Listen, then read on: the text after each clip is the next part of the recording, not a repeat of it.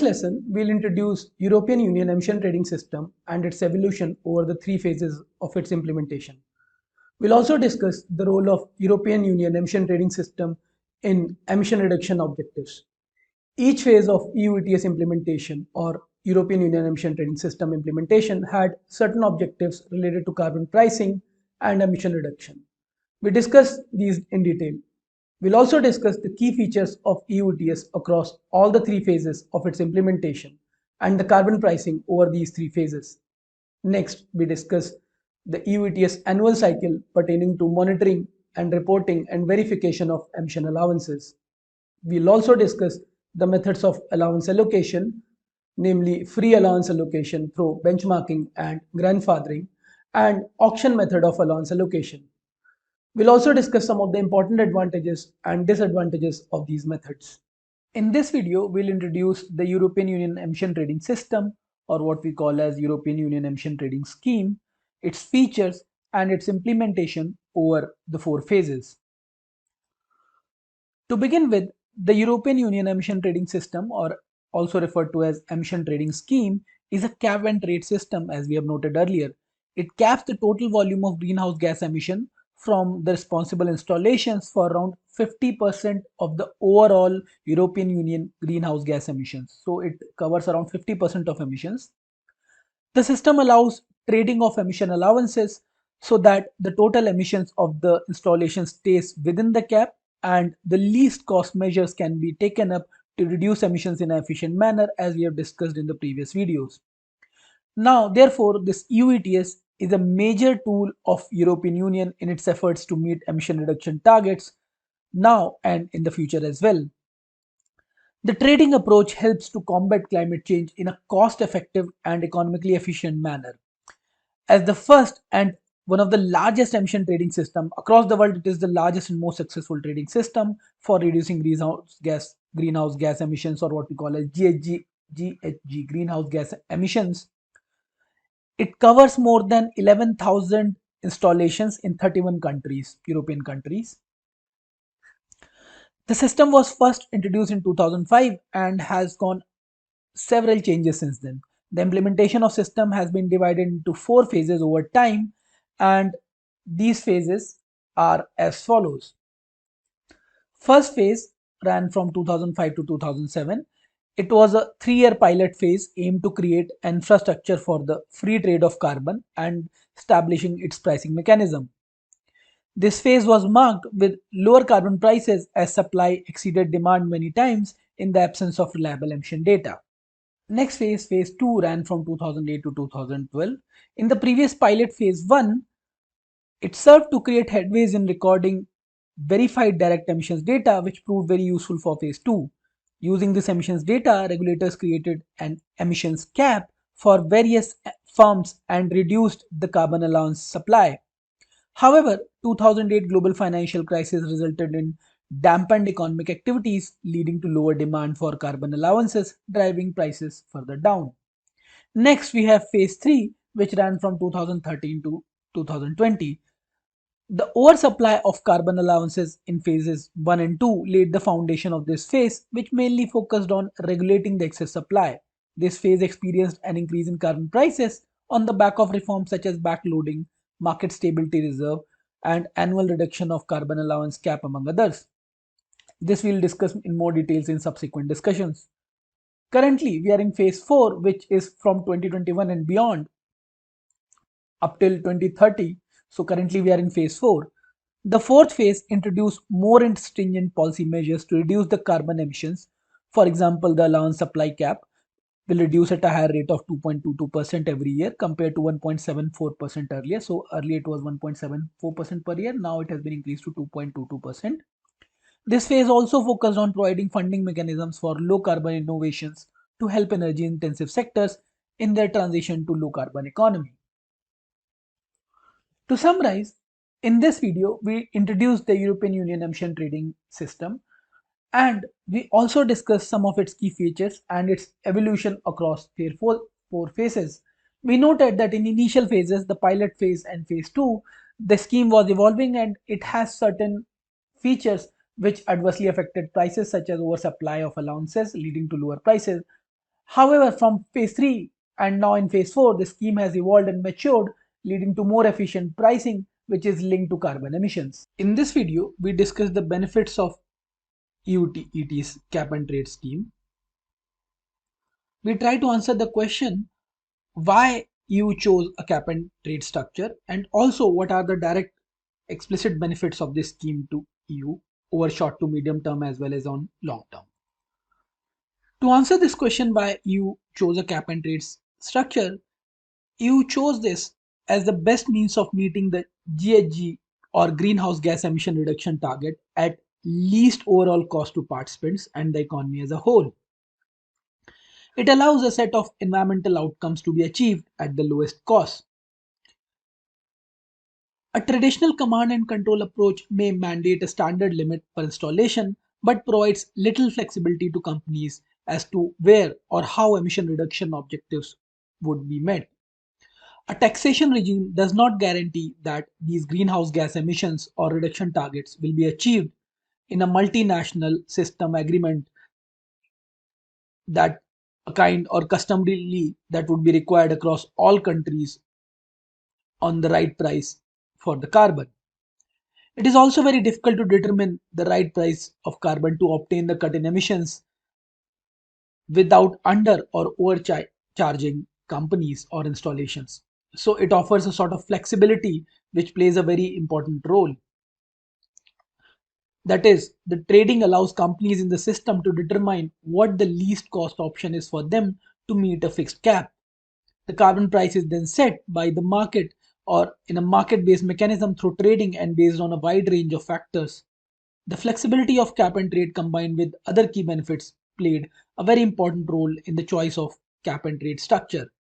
Let us now discuss some of the explicit benefits of this scheme. Let us now highlight some of the explicit benefits of the cap and trade scheme. To begin with, we have certainty about quantity. That is, GHG emissions trading directly limits the greenhouse gas emissions by setting a system-wide cap that is designed to ensure compliance with the relevant commitment. That is, there is certainty about the maximum quantity of greenhouse gas emissions for the period of time over which system caps are set. This is relevant for supporting the EU's international objectives and obligations and achieving environmental goals. Next, we have cost effectiveness. Trading reveals the carbon price to meet the desired target. The flexibility that trading brings means that all firms face the same carbon price and ensures that emissions are cut where it costs least to do so. Next, we have revenues. If greenhouse gas emission allowances are auctioned, this creates a source of revenue for governments, at least 50% of which is expected to be used to fund measures to tackle climate change in the EU and other member states.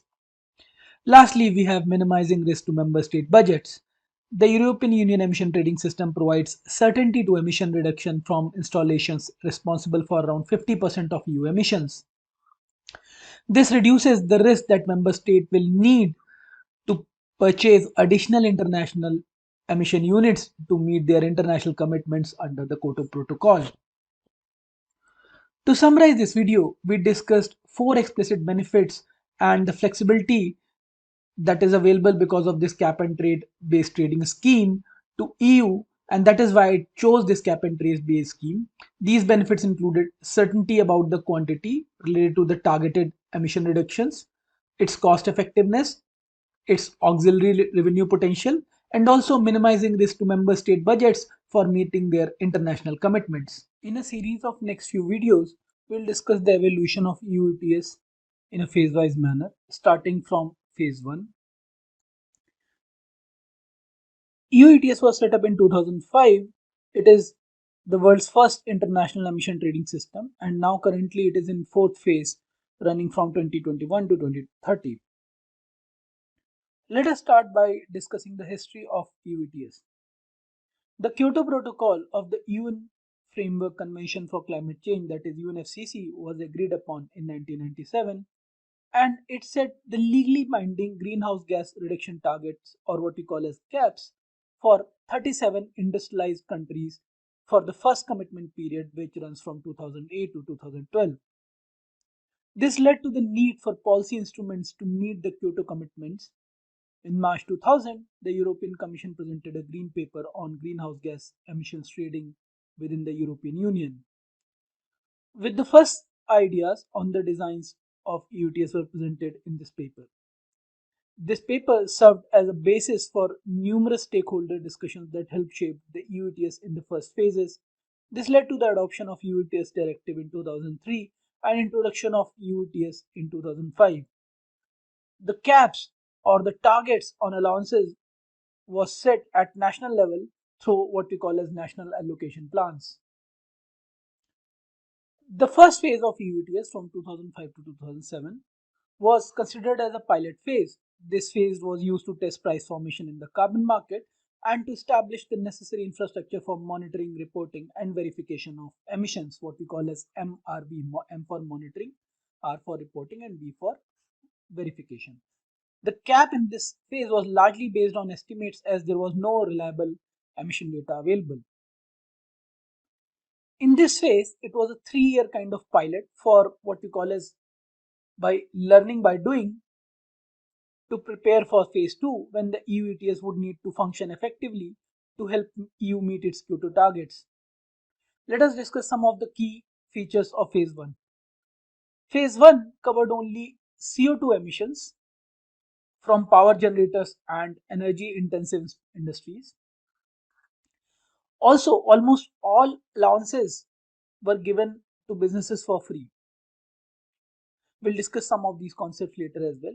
The penalty for non-compliance was 40 euros per ton of carbon emission. Now, this phase 1, it succeeded in establishing a price for carbon, a reliable price for carbon. Also, it established free trade in emission allowances across EU through this EU ETS scheme. And also, it provided for the much needed infrastructure to monitor, report, and verify emissions from the businesses covered.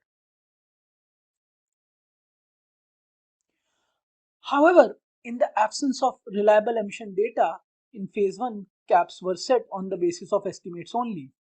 As a result, the total amount of allowances issued exceeded the emissions and therefore it resulted in oversupply, which significantly exceeded the demand for permits. And then in 2000, the prices of allowances fell to zero because of this precise issue, because phase 1 allowances could not be banked for use in phase 2. We'll discuss the concept of banking later as well, but essentially it meant carry forwarding of current allowances in the subsequent phases. In the absence of banking, all such oversupply of allowances became worthless and prices fell to zero. As you can see here in this diagram, we were able to set up some kind of price around 30 euros, which though was fluctuating but stabilizing, but suddenly because of the oversupply there was a sharp fall. It fell in this around 2006 April, it fell to 10 and then again it fell to zero. This was in 2007. This sharp fall to zero reflected that oversupply of these emission permits as compared to the emissions. So supply exceeded demand, supply far exceeded the demand because there were more UAs while demand was less. This demand was established based on the verified emissions data that was made public and subsequently prices fell. To summarize, in this video, we introduced the evolution of EU ETS scheme in the phase 1. We noted some of its key features and some of its achievements, what it established. We also noted some of the problems in this phase related to pricing, particularly the oversupply of permits as compared to the demand, leading to sharp price fall. In this video, we'll discuss the evolution of EU ETS in its phase 2. The second phase of EU ETS ran from 2008 to 2012, the same period as the first commitment period under Kyoto Protocol. From 2008, businesses could also use emission reduction units generated under joint implementation, that is JI, to fulfill their obligations under EU ETS. This made the EU ETS the largest source of demand for CDM, which is Clean Development Mechanism, and JI, emission reduction units. We'll discuss these concepts related to CDM, Clean Development Mechanism, and JI joint implementation in subsequent videos. Towards the end of phase 2, the scope of EU ETS was expanded by including aviation as well. Let us discuss some of the key features of this phase 2. First and foremost, this phase 2 coincided with the first commitment period of Kyoto Protocol, where the countries in the EU ETS had concrete emission reduction targets to meet. Second, the lower cap on allowances was available, that is somewhat around 6.5% lower as compared to 2005. And also, new countries joined, including three, particularly Iceland, Liechtenstein, and Norway. So, three countries joined. Also, nitrous oxide emissions from the production of nitric acid included by a number of countries. Next, the proportion of free allocation fell slightly to around 90%. Several countries started holding auctions, which also acted as a source of revenue. The penalty for non-compliance was increased to €100 per ton. And then businesses were allowed to buy international credits totaling around 1.4 billion tons of CO2 equivalent.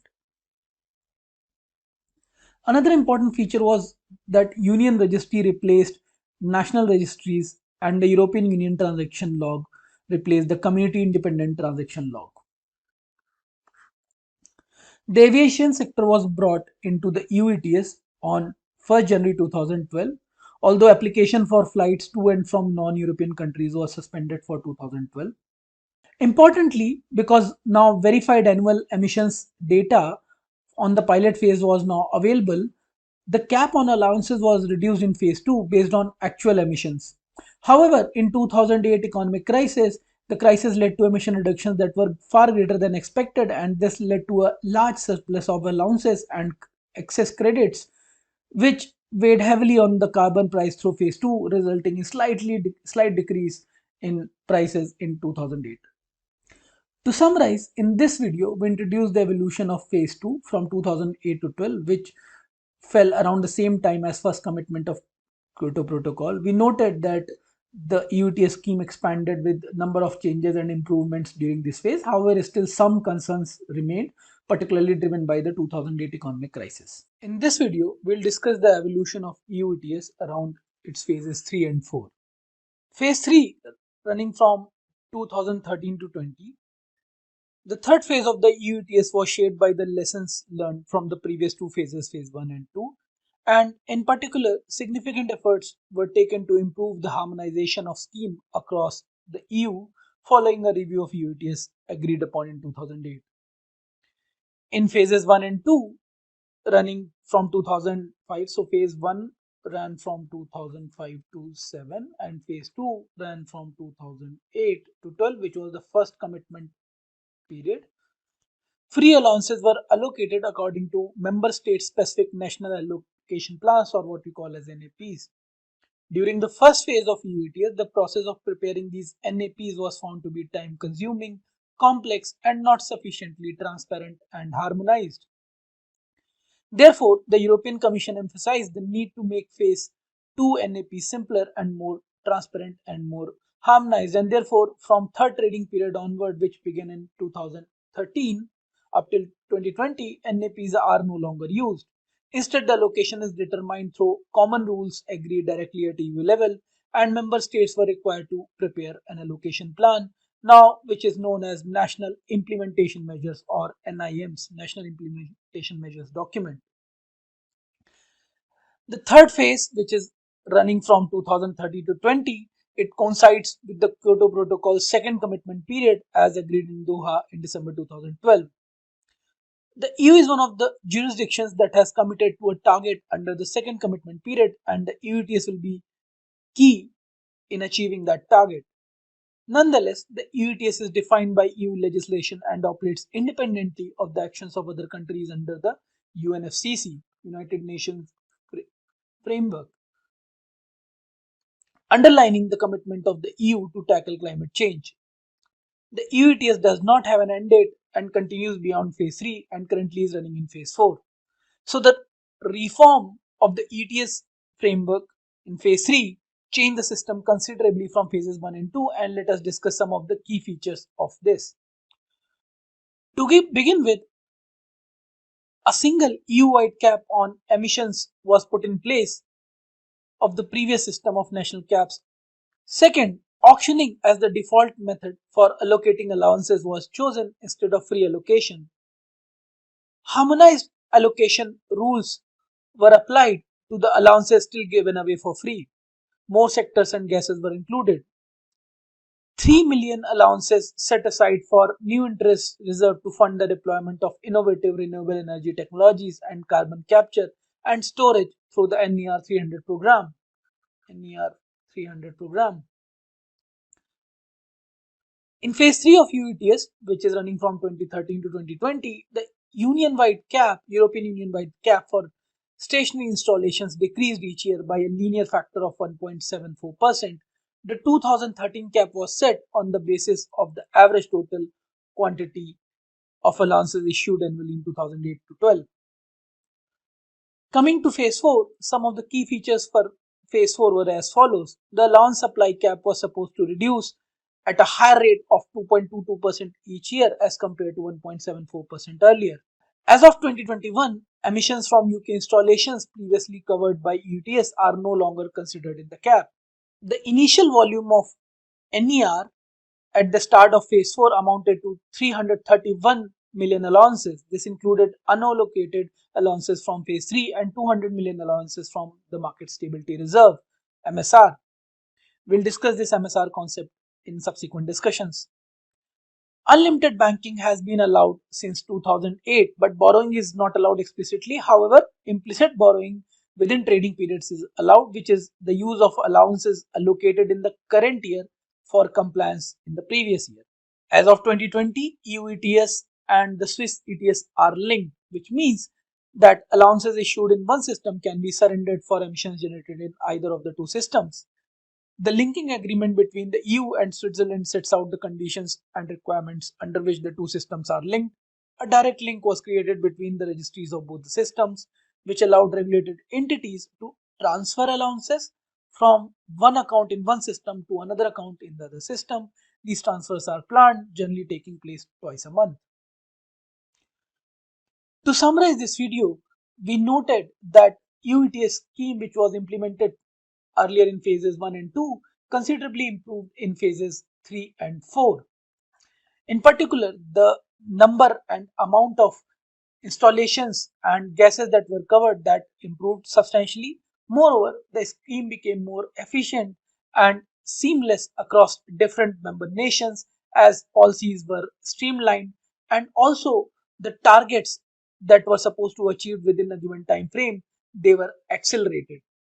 In this video, we'll discuss the evolution of EU ETS.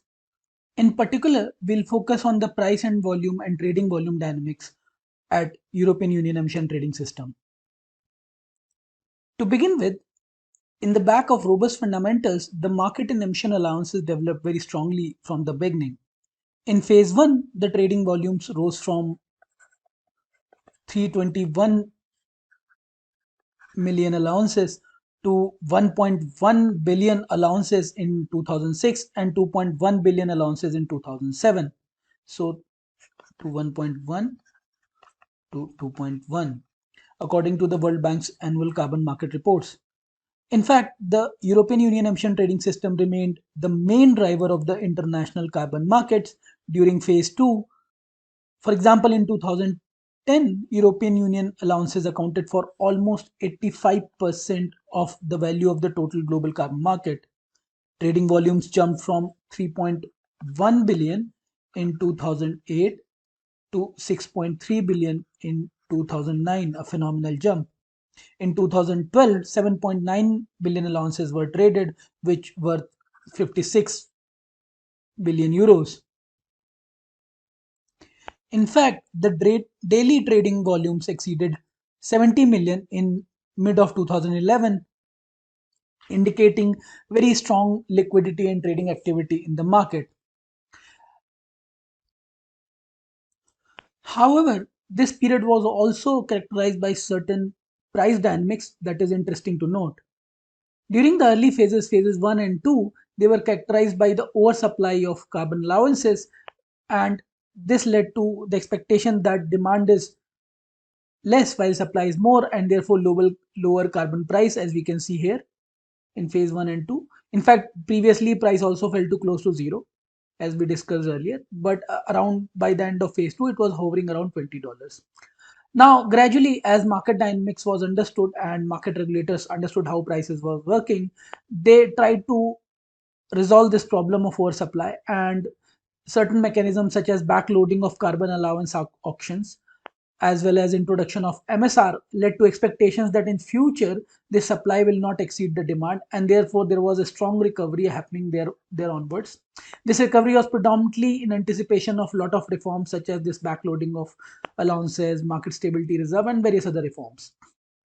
Particularly, as you can see, when MSR, market stability reserve, was introduced to address this problem of oversupply of carbon allowances, there was a very strong recovery. However, around this period, around 2020, because of COVID, there was a sharp fall because it was expected due to crisis, economic activity and economic growth would be lower, and therefore demand of these allowances would be lower. While given the supply, because supply was well planned in advance, there will be more supply, so prices fell. But again, after COVID period was over, there was a strong recovery, and also there were certain reforms which are visible in the form of this very strong rise in the prices. Although here there was this was the period of Russia-Ukraine war and tumultuous economic activity in the euro region. So because of this, there is increase in volatility and sharp fall here. But in general, the expectation are that once these geopolitical crisis situations will stabilize, prices will again see a steady recovery and low volatility periods characterized by good market quality. Now, let us summarize what has happened in phase 1 to 4 in a more structured manner. First, it is phase 1, which ran from 2005 to 2007. This phase 1 was a 3-year pilot phase. It was a pilot phase, test phase, which aimed at creating an infrastructure for free trade of carbon and establishing its pricing mechanism. This particular phase was also marked with lower carbon prices as supply exceeded the demand in the absence of reliable emission data. Next, we come to phase 2, P2, which ran from 2008 to 12. The pilot phase 1 sought to create headways in recording verified direct emissions data, which proved to be useful in phase 2. Using this emissions data, regulators created an emission cap for various firms and reduced the carbon allowances supply. Although 2008 global financial crisis resulted in lower and dampened economic activities, leading to lower demand for carbon allowances, driving the prices down. Next, we come to phase 3 that ran from 2013 to 2020. In this period, in this particular phase 3, the oversupply of allowances in phase 1 and 2 laid the foundation of this particular phase. A lot of learning happened, which mainly focused on regulating the excess supply. So this phase experienced an increase in carbon prices with these reforms on the back of reforms such as backloading, market stability reserve, and annual reduction of carbon allowance cap and so on. So this led to a robust recovery of prices. Lastly, we have phase 4, which ran and currently running. It is starts from 2021 and will go up till 2030. This fourth phase introduced more stringent policy measures to reduce the carbon emission. For example, the allowances supply cap will reduce at a higher rate at 2.22% every year as compared to 1.7% earlier. This phase also focused on providing funding mechanisms for low carbon innovations to help energy intensive sectors in their transition to low carbon economy.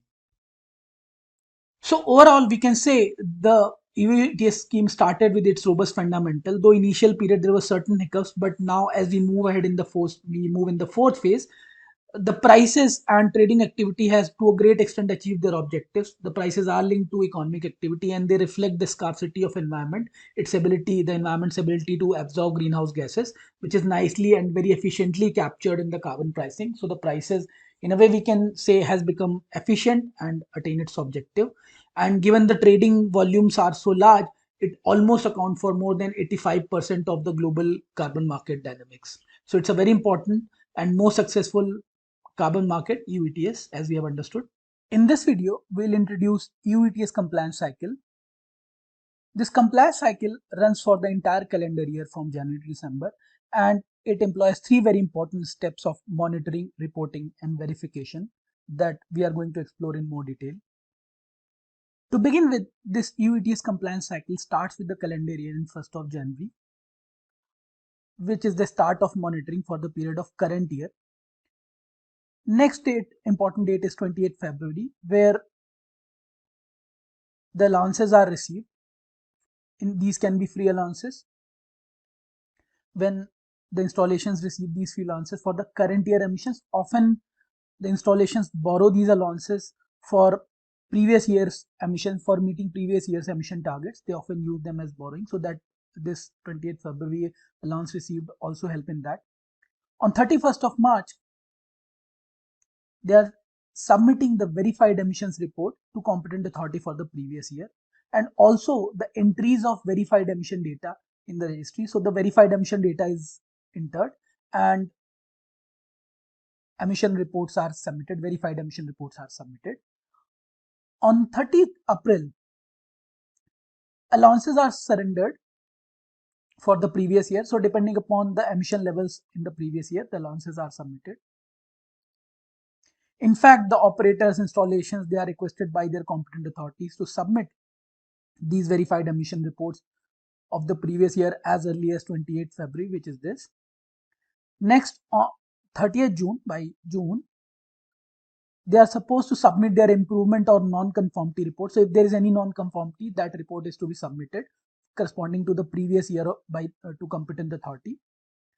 By the third quarter, verifier is expected to start the verification process for the current year. So the current year verification starts by third quarter, and by December end, it is expected to prepare the annual emission report for the current year. So by December, the entire process of continuous monitoring plus trading and the verification takes place through the entire year.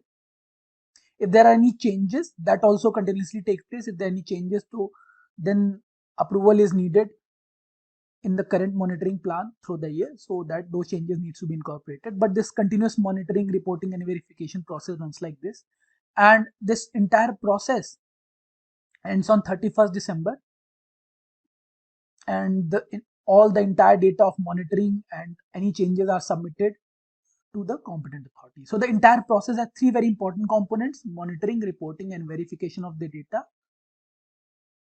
This, along with all the associated process, is known as ETS compliance cycle, as we discussed the entire cycle of monitoring, reporting and verification. Let us discuss the three components of this process individually.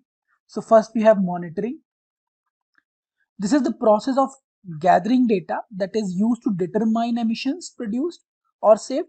It can be based on direct emissions monitoring or calculation methods that derive emissions from other parameters such as fuel use. Then we have reporting. Reporting is the mechanism and infrastructure by which the regulated entity provides emissions information to the regulator. This can employ a range of possible tools, from use of templates to electronic reporting systems and web interfaces.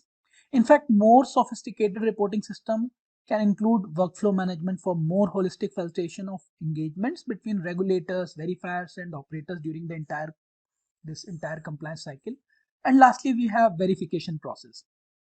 As part of verification process, it requires third-party checking of correct application of the monitoring method and accuracy of the reported emissions. Verifiers will be independent from operators and should be accredited to carry out their work in accordance with the established standards and protocols. So to conclude this MRV or monitoring, reporting, verification system, it is at the core of ETS. This MRV system is at the core of emission trading system, as it is essential to assure the environmental integrity of the system. It is the means by which participants determine their emissions and the number of allowances that they must surrender. So this MRV or monitoring, reporting, verification system underpins the demand for allowance in the market, and robust MRV systems build confidence in the market that emission reductions are real and accurate.